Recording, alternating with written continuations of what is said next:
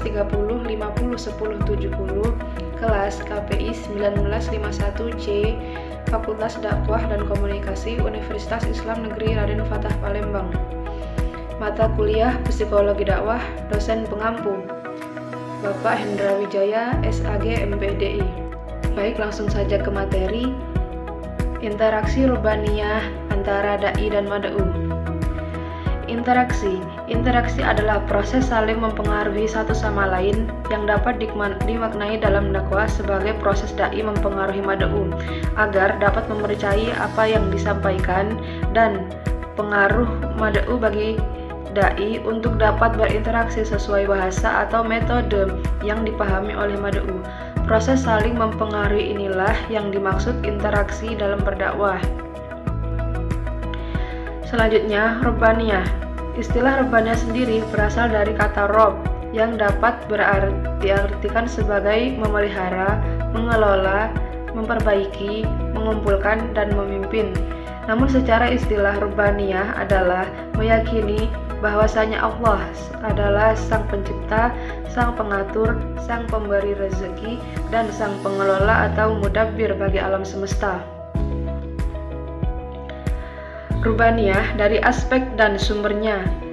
Syariat Islam bersifat rubaniyah, artinya syariat Islam bersumber dari wahyu Allah Subhanahu wa Ta'ala kepada Rasulullah Shallallahu Alaihi Wasallam. Syariat Islam lahir bukan karena hasil perenungan olah pikir, kajian, rekayasa, dan ambisi individu tertentu, golongan tertentu, partai tertentu, atau negara tertentu, tetapi syariat Islam datang dari sisi Allah Subhanahu wa Ta'ala sebagai cahaya petunjuk bagi seluruh makhluknya. Karakter dan sifat-sifat khusus rubaniyah. Rubaniyah adalah orang-orang yang memiliki karakter khusus yang meliputi murabbin hakim atau pendidik yang bijaksana, daiyah muslih atau pembimbing yang reformis, mengamalkan ilmu, takwin halim atau bertakwa lagi penyabar, faqih bil waqih ummati atau memahami realita umat. Karakter rubaniyah memiliki 10 sifat, yaitu pertama ada ilmu, selanjutnya ittiba, ikhlas, berakhlak dan beradab terhadap keilmuan, bergaul dengan orang lain dengan baik, memiliki kebanggaan terhadap ilmu, hikmah atau bijaksana, mengetahui derajat diri, berbakti, serta belajar. Metode dakwah rubaniyah sendiri ada 3. Yang pertama ada akal atau pemikiran, kedua ada atifah atau perasaan, dan yang ketiga ada suluk yaitu sikap atau perilaku. Komunikasi dalam dakwah antara dai dan mad'u dalam ajaran Islam.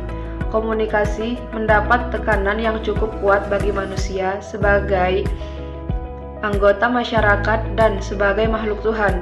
Komunikasi tidak harus dilakukan terhadap sesama manusia, tapi antar manusia atau manusia dengan lingkungannya, dan juga komunikasi terhadap Tuhan. Dalam interaksi antara dai dan mad'u, dai menggunakan komunikasi sebagai medianya. Komunikasi dalam berdakwah tidak hanya untuk memberi pengertian, mempengaruhi sikap, membina hubungan sosial yang baik, tapi tujuan yang terpenting dalam komunikasi dakwah adalah untuk mendorong mad'u bertindak melaksanakan ajaran-ajaran agama dengan terlebih dahulu memberikan pengertian, mempengaruhi sikap, dan membina hubungan yang baik. Proses penyampaian dan penerimaan pesan dalam komunikasi. Pertama ada sensasi, yaitu tahap penerimaan stimulus informasi adalah sensasi yang merupakan tahap pertama proses komunikasi. Dalam psikologi komunikasi dijelaskan bahwa sensasi adalah proses menangkap rangsang. Fungsi penting ini dilakukan oleh indera manusia untuk dapat memperoleh pengetahuan dan semua kemampuan untuk berinteraksi dengan dunianya. Kemudian kedua ada persepsi. Persepsi adalah pengalaman mengenai objek, peristiwa, dan hubungan-hubungan yang diperoleh dengan menyimpulkan informasi dan menafsirkan pesan. Selanjutnya ketiga ada memori. Setelah melalui 2 tahap di atas, maka Tahap selanjutnya adalah memori atau penyimpanan informasi. Manusia diberi kelebihan ingatan yang luar biasa. Jadi, apa yang ditangkap panca indera atau sensasi kemudian diubah menjadi informasi atau persepsi. Selanjutnya disimpan dalam memori atau ingatan. Dan yang terakhir ada berpikir. Pada tahapan yang terakhir ini, manusia melibatkan penggunaan konsep dan lambang sebagai pengganti objek dan peristiwa. Dalam tahap ini, manusia menggunakan 3 tahap sebelumnya sekaligus.